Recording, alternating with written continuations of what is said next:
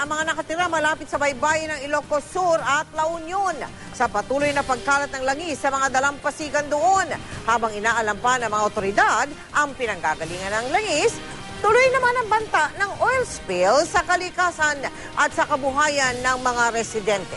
Nakatutok live si Dano Tingkungko. Dano. Mel, nangangamba mga residente ng La Union at Ilocos Sur dahil sa oil spill na hanggang ngayon ay hindi pa rin matukoy kung saan nanggaling. Ito ang itsura ng aplaya na tumambad kay Venus Abad sa barangay Urbistondo, San Juan, La Union. Nagkalat ang langis sa buhangin at tubig. Sa mga sakong ito, mga langis na sinalok ni Venus. Pangamba niya baka mas marami pang langis ang maanod sa Pampang na posibleng makaapekto sa kanilang kabuhayan. Yung tubig marumi na rin. Wala lang ang gaano yata mag-surfing dahil yung mga damit nila, mga nahaluan na ng oil spill. Nag-aalala kami. Ano mo kinaalala ninyo? Yung mga isda namin dito, no? Baka mapiktuan yung mga lasa niya. Mga isda? Mga isda, siyempre. Or baka pwedeng malason sila. Ganito rin ang problema ng mga mangingisda at residente sa Barangay Darigayo sa Bacnotan, La Union. Pagdating ho doon, ano ho yung nakita ho ninyo doon? Mga asiti nga. Ano yung Buo-buo.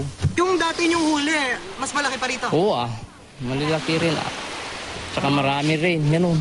May nagpakalbo sir dahil kumapit yung ganito niya sa buhok niya. Hindi paano niya kumapit sa buhok niya? Ito pumunta sa doon, naligo dyan na gano'n ang huli ng isda. Tapos dumikit sa buhok niya. Pag dumiit sa katawan mo yan, mahirap mong tanggalin. Mahirap matanggalin. Kailangan gas, masusunog yan yung... Dalawa lang ang Bacnotan at San Juan sa 5 bayan sa La Union na tinamaan ng oil spill. 6 na bayan naman sa Ilocos Sur ang inabot ng oil spill tulad sa Candon City kung saan problema rin ito ng ilang mangingisda. Sa bayan ng Santiago, nanganganib na maapektuhan ng seaweed, sea urchins, isda at iba pang lamang dagat na nabalot na rin ng langis. Napilitan ding magpakalbo ang ilang mangingisda dahil sa dumikit na alkitran sa kanilang buhok.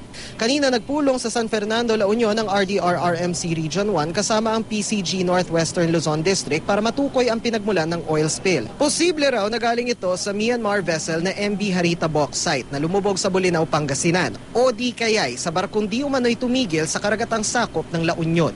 We will be conducting our investigation. Hopefully ma-identify natin kung anong barko. We'll be eliciting some informations from the barangay captains kung sino talaga nakasite ng barko. Tingnan din natin kung ano yung ma-angle. At the same time, we already sent oil samples na na-recover natin to be fingerprinted sa atin naman sa Environmental Protection Command. Nauna nang iminungkahi na gamitan ng oil dispersant ang paglilinis sa langis, bagay na mas delikado ayon sa Coast Guard. Ang BFAR naman kumuha na ng water at sea plant sample para matukoy ang posibleng epekto sa biodiversity ng lugar. Mel, tuloy-tuloy naman ang cleanup operation ng pamahalaan kasama ang ilang mga pribadong individual at grupo na inaasahan namang matatapos sa loob ng 3 hanggang 4 na araw. Yan muna latest mula rito sa La Union. Balik sa Mel. Maraming salamat sa iyo, Dano Tingkungko.